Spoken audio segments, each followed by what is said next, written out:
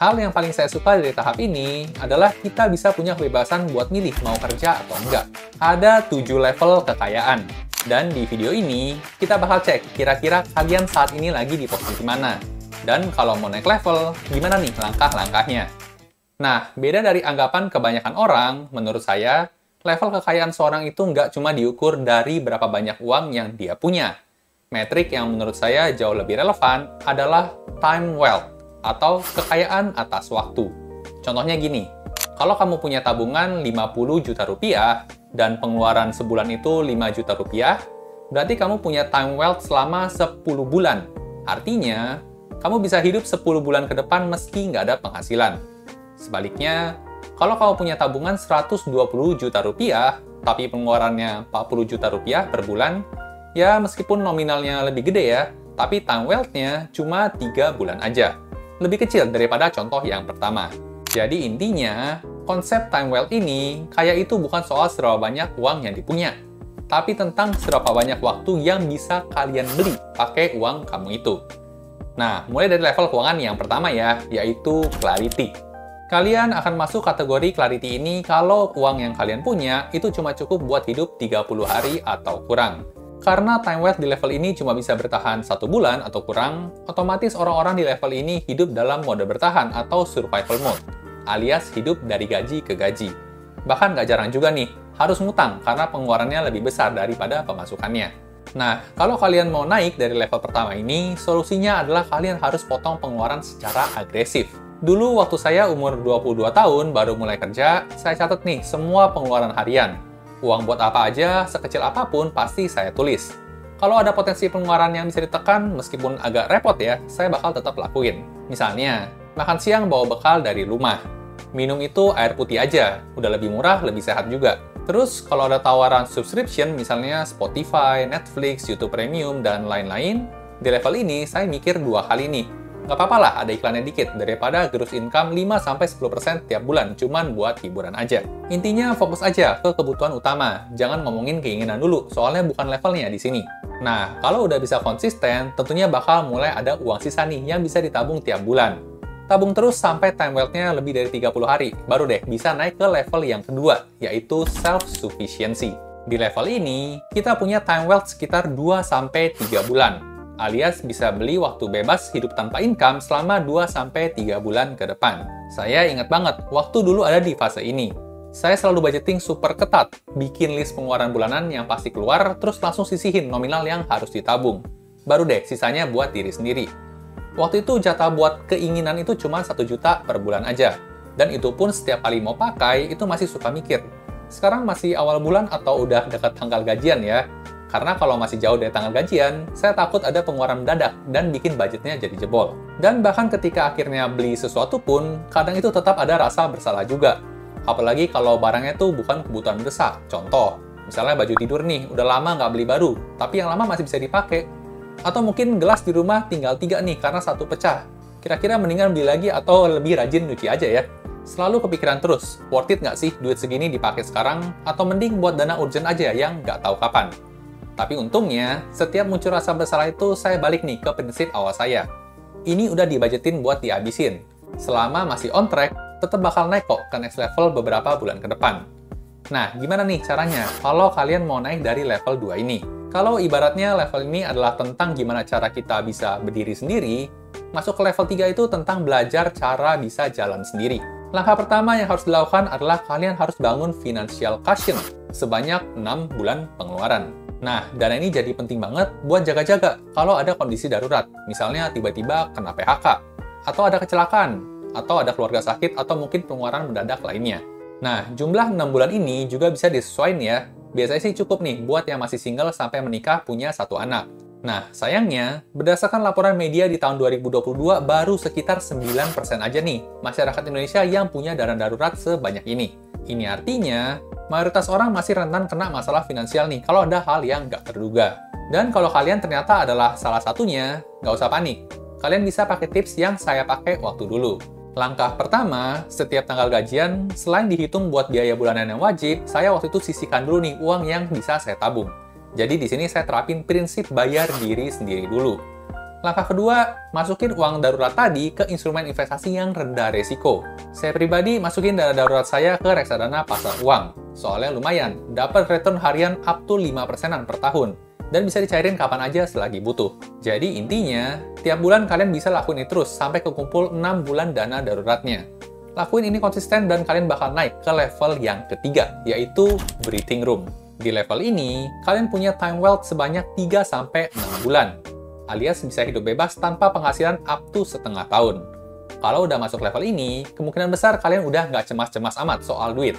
Kalian bisa makan cantik di restoran tanpa cek saldo rekening, atau bisa ngasih self-reward nih, tanpa pusingin bayar kosan atau cicilan bulanan. Di level ini juga biasanya relasi sama pasangan makin baik ya, karena berdasarkan data dari Good Stats, faktor utama penyebab perceraian di Indonesia tahun 2024 sebanyak 25% disebabkan oleh masalah keuangan. Kalau di level sebelumnya mungkin masih mikir ya, perlu ngajak ngedate atau enggak. Nah, di level ini, sengaja pertanyaannya udah ganti nih, ke kira-kira mau ngedate kemana minggu ini. Tapi meskipun udah lebih santai ya, di level 3 ini ternyata banyak orang diam-diam punya masalah baru nih, yaitu kejebak zona nyaman. Begitu udah ngerasa stabil, pengeluaran terkendali, dan hidup mulai tenang, biasanya dorongan buat naik level itu mulai berkurang. Dan sebenarnya nggak masalah juga sih kalau kamu memang udah puas stop di level ini. Tapi saya yakin juga, kalian yang nonton video keuangan kayak gini harusnya ada keinginan buat naik level lebih lagi. Nah, buat yang lagi di level ini, kira-kira apa sih yang harus dilakukan biar bisa naik level? Jawaban paling jelasnya adalah naikin pendapatan. Gimana caranya? Nah, ada nih hal yang menarik. Ternyata ada hubungan antara semakin tinggi tingkat pendidikan seseorang, maka semakin tinggi juga pendapatannya.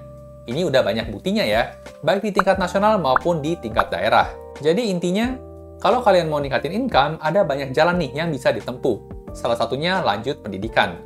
Tapi kalau kalian nggak tertarik ke jalur formal, masih banyak alternatif lain juga.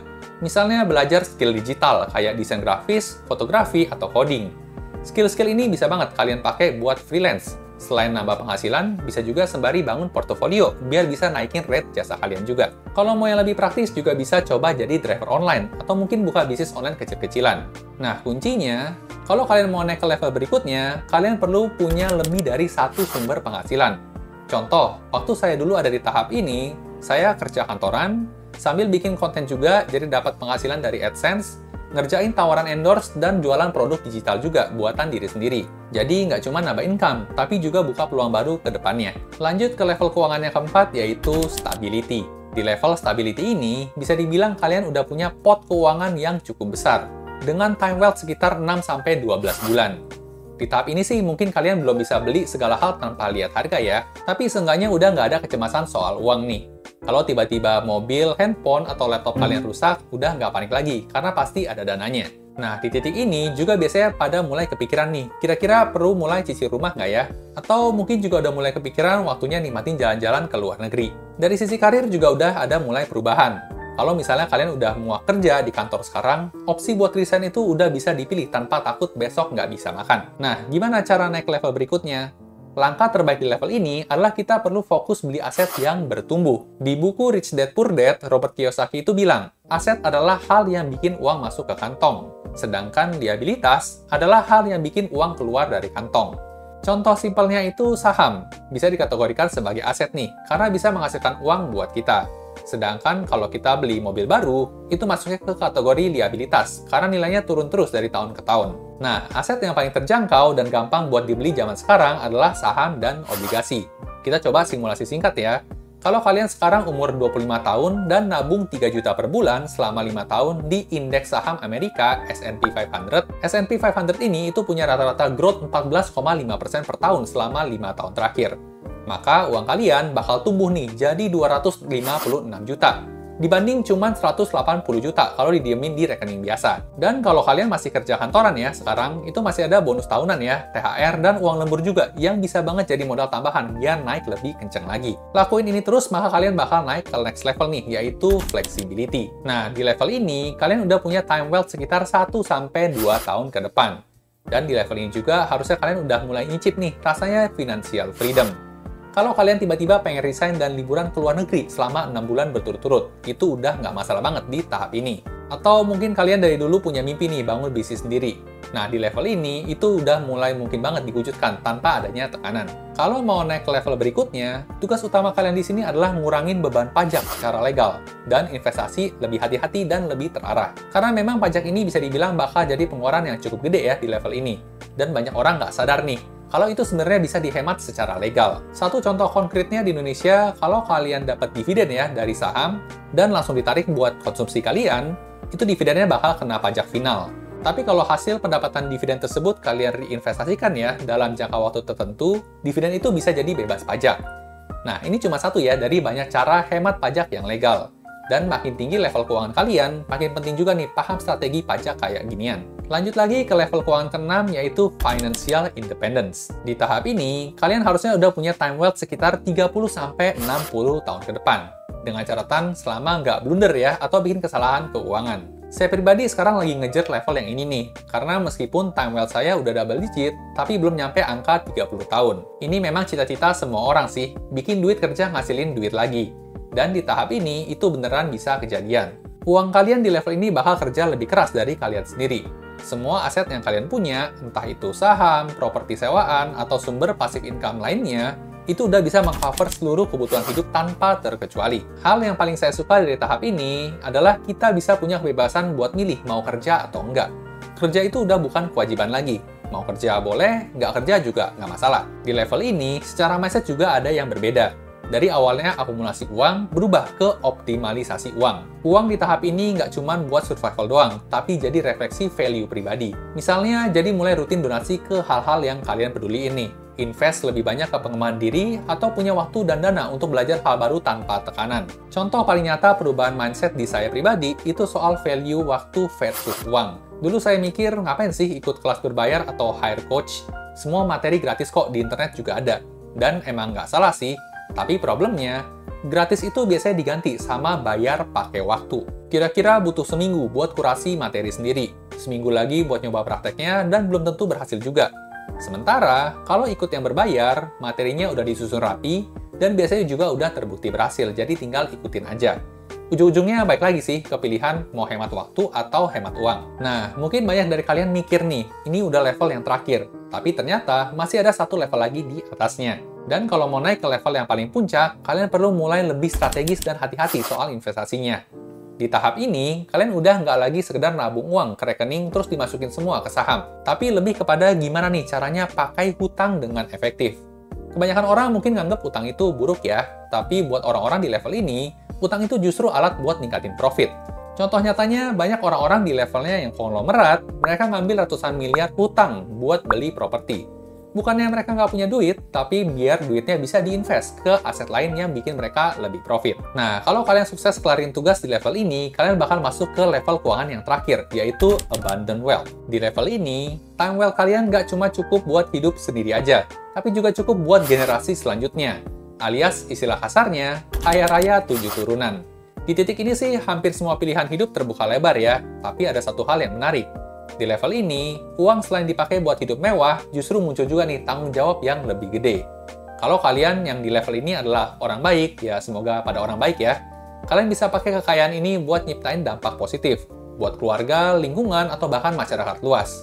Ada satu kutipan dari Andrew Carnegie ya, yang cukup ngena, "The man who dies rich, dies disgraced," yang artinya, orang yang meninggal dalam kondisi kaya raya tapi nggak kontribusi apa-apa, itu meninggal dalam kehinaan. Makanya banyak ya kita dengar cerita mereka yang kaya rayanya itu kebangetan, itu mulai aktif beramal atau berdonasi.